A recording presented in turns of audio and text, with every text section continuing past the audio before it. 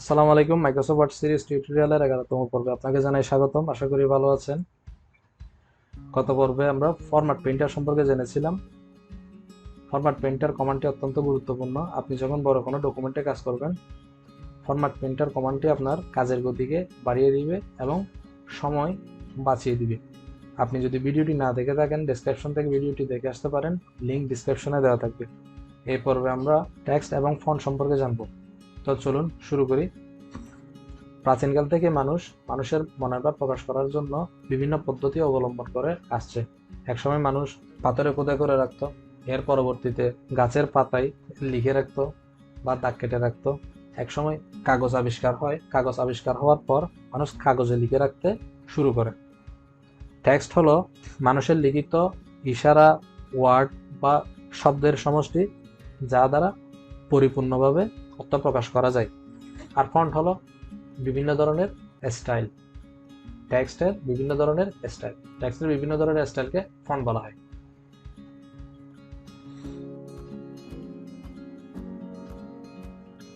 আমাদের খুব মনে পড়ে, আমরা যখন ছোট ছিলাম তখন স্ক্রিনে প্রদর্শিত ঠিক এরকম পেজে আমরা আমাদের লেটারগুলো লিখতাম। ক্যাপিটাল লেটারগুলো এক ধরনের, স্মল লেটারগুলো আরেক ধরনের। আমরা অনেক সময় লিখতে পারতাম না, তখন টিচার আমাদেরকে সাহায্য করত। আমরা কি জানি আমাদের এই ধরনের কাগজে কি জন্য লিখতে হতো? আমরা কেন এরকম কাগজে লিখে প্র্যাকটিস করতাম? কারণ হচ্ছে মেজারমেন্টের জন্যই আমরা রুল করা ইংরেজি খাতায় লিখতাম। এবার চলুন টেক্সট মেজারমেন্ট সম্পর্কে জানি।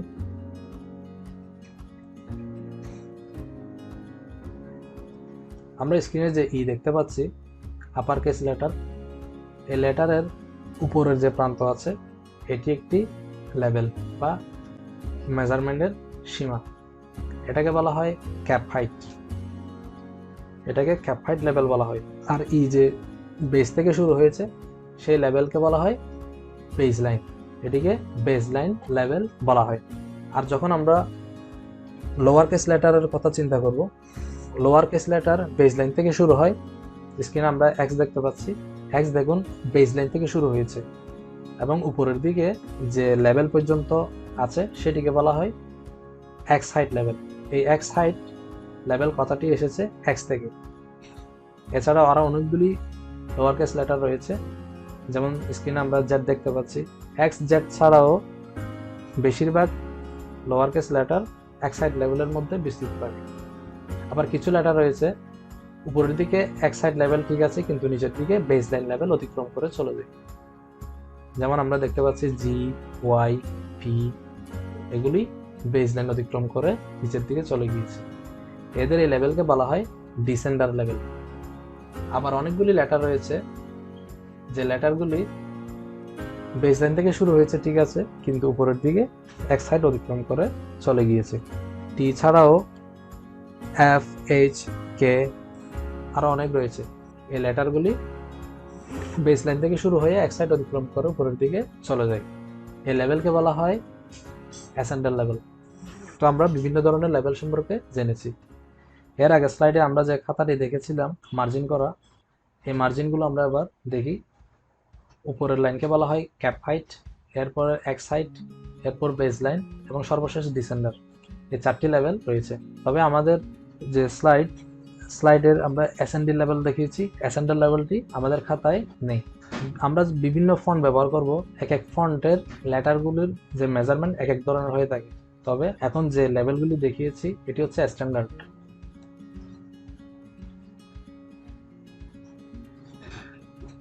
এবার আমরা টাইপফেস এবং ফন্ট সম্পর্কে জানব। টাইপফেস হলো ফন্টের নাম।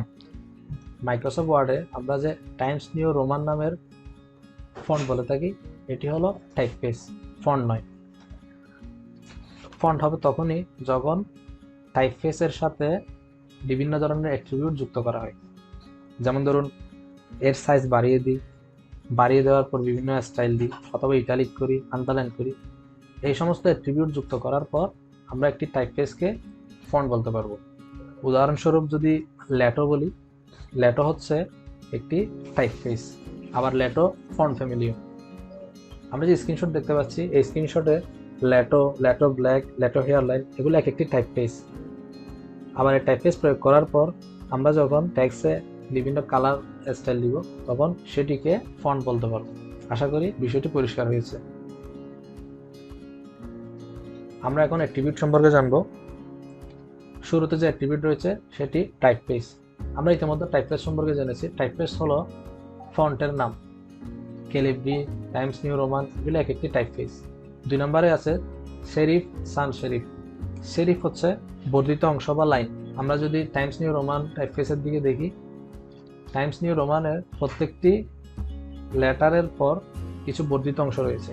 এই বর্ধিত অংশকেই সেরিফ বলা হয়। সাধারণত টাইমস নিউ রোমান বডিতে ব্যবহার করা হয় যাতে সবার দৃষ্টিগোচর হয়। সেরিফ ফন্টগুলি দৃষ্টিগোচরের কাজে ব্যবহার করা হয়ে থাকে।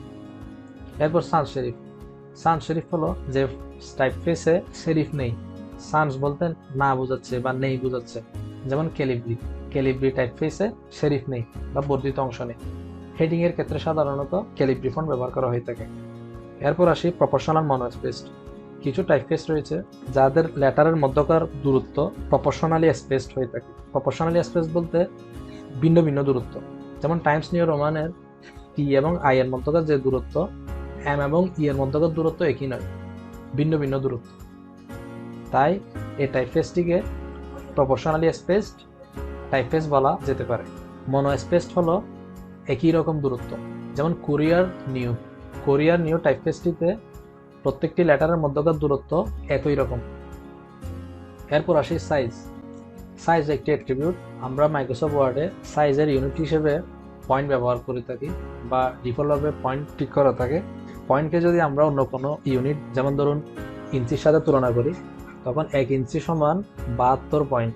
তার মানে 1 পয়েন্ট হলো 72 ভাগের 1 ভাগ, 1 ইঞ্চির 72 ভাগের 1 ভাগ। এরপর আসি ওয়েট। ওয়েট বলতে আপনার টাইপফেস কতটুকু মোটা বা চিকন তা বোঝাবে। উদাহরণ হিসেবে আমরা দেখতে পাচ্ছি ল্যাটো লাইট, এটার ওয়েট কম। এরপর ফুচুরা বুক, এটার ওয়েট আরেকটু বেশি। এভাবে আমরা বিভিন্ন ধরনের ওয়েট পাবো।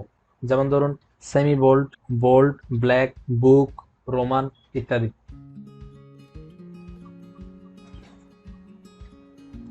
এরপর স্লোপ। স্লোপ হলো আপনার টাইপফেসটি বাঁকা কিনা তা নির্দেশ করে। যেমন অনেকগুলি টাইপফেস রয়েছে যে টাইপফেসগুলোর সাথে লেখা থাকে ইটালিক অথবা অবলিক। যেমন উদাহরণ হিসেবে আমরা দেখিয়েছি লাটো, ইটালিক। এরপর হোয়াইট। হোয়াইট অ্যাট্রিবিউটটি হলো আমরা অনেকগুলি টাইপফেসে দেখতে পাবো পাশে লেখা আছে কন্ডেন্সড। যেমন মাইরিয়াদ প্রো যদি বলেন, মাইরিয়াদ প্রো টাইপফেসের লেখা থাকবে পাশে কন্ডেন্সড। কন্ডেন্স মানে হচ্ছে আপনার টাইপফেসটি চাপা হবে বা ন্যারো হবে। তবে মাইক্রোসফট ওয়ার্ডের যে ফন্ট গ্রুপটি রয়েছে, ফন্ট গ্রুপে আপনি যে কোনো টাইপফেসে কন্ডেন্স ফিচারটি যুক্ত করতে পারবেন। তবে ভালো প্র্যাকটিস হচ্ছে টাইপফেসের মাধ্যমে ফিচারটি যুক্ত করা। আপনি যদি টাইপফেসের মাধ্যমে করতে না পারেন তখন ফন্টের সাহায্য নিতে পারেন। সর্বশেষ হচ্ছে ইফেক্ট। মাইক্রোসফট ওয়ার্ডের মাধ্যমে ইফেক্ট অ্যাট্রিবিউটটি যুক্ত করা যায়, তবে আপনি কোনো টাইপফেসে এটি পাবেন না। আপনি যদি চান লেখাকে বিভিন্ন কালার দিবেন, শ্যাডো দিবেন, তাহলে ইফেক্টের সহযোগিতা নিতে পারেন। আশা করি বুঝতে পেরেছেন। ভিডিওটি যদি ভালো লেগে থাকে তাহলে অবশ্যই একটি লাইক দিবেন, ভালো না লাগলে ডিসলাইক দিবেন। কমেন্টে জানাবেন কেন পছন্দ হয়নি, পরামর্শ দিবেন। আর চ্যানেলটিকে সাবস্ক্রাইব করতে ভুলবেন না। ধন্যবাদ।